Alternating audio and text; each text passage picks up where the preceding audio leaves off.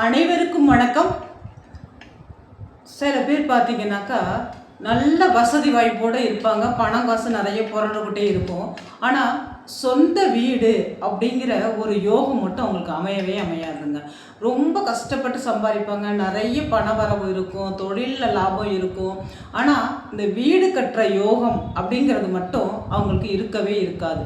ஏதாவது ஒரு ரூபத்தில் அந்த வீடு கட்டுற யோகம் அப்படிங்கிறது தடைப்பட்டுக்கிட்டே இருக்கும். ஒன்று மனப்போட்டு கொஞ்சமாக வீடு எழுப்பியிருப்பாங்க, அது அப்படியே நிற்கும், வருஷக்கணக்கில் அப்படியே நிற்கும், பணங்காசெல்லாம் இருக்கும். ஏதாவது ஒரு தடை வந்து அந்த வீடு கட்டுற யோகத்தை வந்து தடை பண்ணிக்கிட்டே இருக்கும். இல்லை மனை போடுறதுக்கு அவங்க நாளெலாம் குறிச்சிருப்பாங்க. பார்த்திங்கன்னா முக்கியமாக யாராவது ஒரு குடும்பத்தில் பங்காளிங்க இது மாதிரி யாராவது இறந்துருவாங்க, இல்லை குடும்பத்தில் யாராவது இறந்துருவாங்க, இல்லை வேறு ஏதாவது நிகழ்ச்சிகள் கெட்ட நிகழ்ச்சிகள் நடந்து அந்த மனை போடுறது அப்படிங்கிறதே அவங்களுக்கு யோகம் இல்லாமல் போயிடும். அதுபோல் இந்த மனை வாங்கும் யோகம், அதாவது புதுதாக மனை வாங்கும் யோகம், மனை வாங்கும் யோகம், இல்லை ஒரு புதுசாக வீடு கட்டுற யோகமாக இருக்கட்டும், இது போல் இந்த மனை வாங்குகிற யோகம், வீடு கட்டுற யோகம், புதுசாக மனை போடுறதுக்கு உண்டான யோகம் வர்றதுக்கு என்ன செய்யணும் அப்படிங்கிறத பற்றி தான் நம்ம இந்த வீடியோவில் பார்க்க போகிறோம். நம்ம சேனலை ஃபாலோ பண்ணாமல் பார்த்துக்கிட்டு இருந்தீங்கன்னா ஃபாலோ பண்ணிவிட்டு பாருங்கள். நான் போடுற அனைத்து ஆன்மீக வீடியோக்கள் மற்றும் சமையல் குறிப்புகள் எல்லாமே உங்களுக்கு உடனே வந்து சேரும். அதனால் நீங்கள் ஃபாலோ பண்ணிவிட்டு பாருங்கள். உங்களோட ஃப்ரெண்ட்ஸ் அண்ட் ரிலேஷனுக்கு ஷேர் பண்ணி விடுங்க. வாங்க நம்ம இப்போ அதுக்கு என்ன பண்ணணும், என்ன பரிகாரம் பண்ணணும் அப்படிங்கிறத பற்றி இந்த வீடியோவில் பார்க்கலாம்.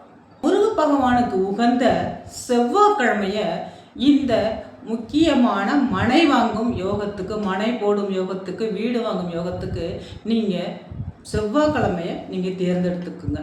அந்த செவ்வாய்க்கிழமையில் உங்களுக்கு எப்போ முடியுதோ, அதாவது செவ்வாய் போரை அதில் கூட நீங்கள் இந்த வழிபாட்டு முறையை செய்யலாம். இல்லை அதுக்கெல்லாம் கரெக்டான எனக்கு டைம் இல்லை, நான் எப்போ செய்யலாம் அப்படின்னு பார்த்தீங்கன்னாக்கா, கண்டிப்பாக யமகண்டம் ராகு காலம் இதை மட்டும் நீங்கள் விட்டுட்டு இந்த வழிபாட்டு முறையை நீங்கள் எப்போ வேணாலும் இரவுக்குள்ளே நீங்கள் செஞ்சு முடிக்கலாங்க. இரவு 10 மணிக்குள்ளே இந்த வேண்டுதலை நீங்கள் செய்யுங்க. அதாவது மாலை 6 மணிக்கு மேலே நீங்கள் விளக்கேற்றி வச்சிங்கனாக்கா, முருகருக்கு பிடித்த ஏதாவது ஒரு இனிப்பு, அதாவது பால் பாயசம் அப்படிங்கிறது அவருக்கு ரொம்பவே பிடிக்கும். இல்லை ரொம்ப பால் பாயசம்லாம் என்னால் பண்ணிகிட்டு இருக்க முடியாதுன்னு நினச்சிங்கனாக்கா, நீங்கள் பசும்பால் காய்ச்சி வச்சு கொஞ்சம் ஆறணும்னா அதில் தேன் கலந்து கூட வச்சு நீங்கள் உங்களோட வழிபாட்டு முறையை செய்யலாம். இன்னும் மிகவும் பிடித்த ஒரு உணவு அவருக்கு என்னென்னா, அவருக்கு தேனும் தினைமாவும் ரொம்ப ரொம்ப மிகவும் பிடித்த ஒரு உணவு. அந்த தேனையும்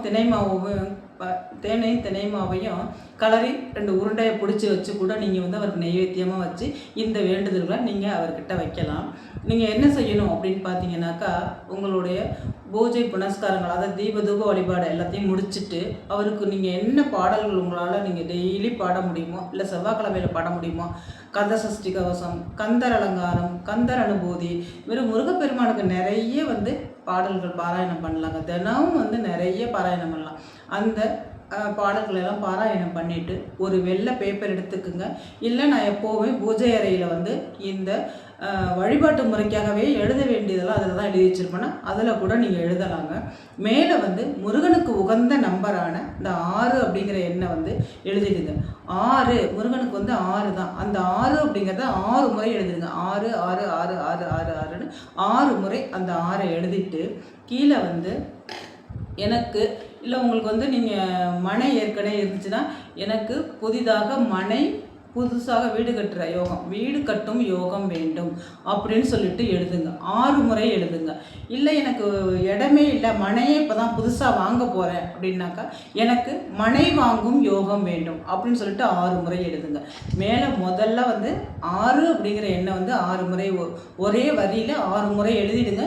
கீழே 6 முறை எனக்கு வீடு கட்டும் யோகம் வேண்டும், இல்லைன்னா எனக்கு மனை வாங்கும் யோகம் வேண்டும் அப்படின்னு சொல்லிட்டு உங்களோட இந்த மனை சம்பந்தப்பட்ட ஒரே ஒரு வேண்டுதல்களை மட்டும் இந்த செவ்வாய்க்கிழமை அன்னைக்கு நீங்கள் பண்ணிட்டு வாங்க.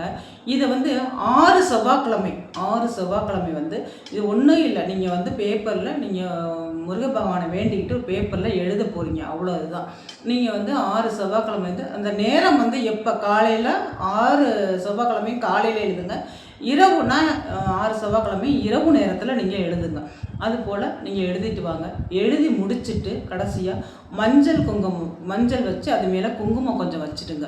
அந்த நீங்கள் எழுதின பேப்பர் மேலே, அது டைரியாக இருந்தாலும் சரி, அது நீங்கள் எழுதின பேப்பராக இருந்தாலும் சரி, அப்படியே அந்த முருகரோட பாதத்தில் இரவு முழுவதும், அந்த செவ்வாய்க்கிழமை இரவு முழுவதும் அப்படியே வச்சுட்டு நீங்கள் உங்களோட வேண்டுதல்களை நல்லா வேண்டிக்கோங்க. எனக்கு விரைவில் நீ வீடு வாங்குகிற யோகத்தை கொடு, எனக்கு வீடு கட்டுற யோகத்தை கொடு அப்படின்னு சொல்லிட்டு நல்லா உங்களோட வேண்டுதல்களை வேண்டிட்டு இரவு முழுவதும் முருகனோட பாதத்திலே நீங்கள் எழுதினதை வச்சுட்டு நீங்கள் தூங்க போயிருங்க.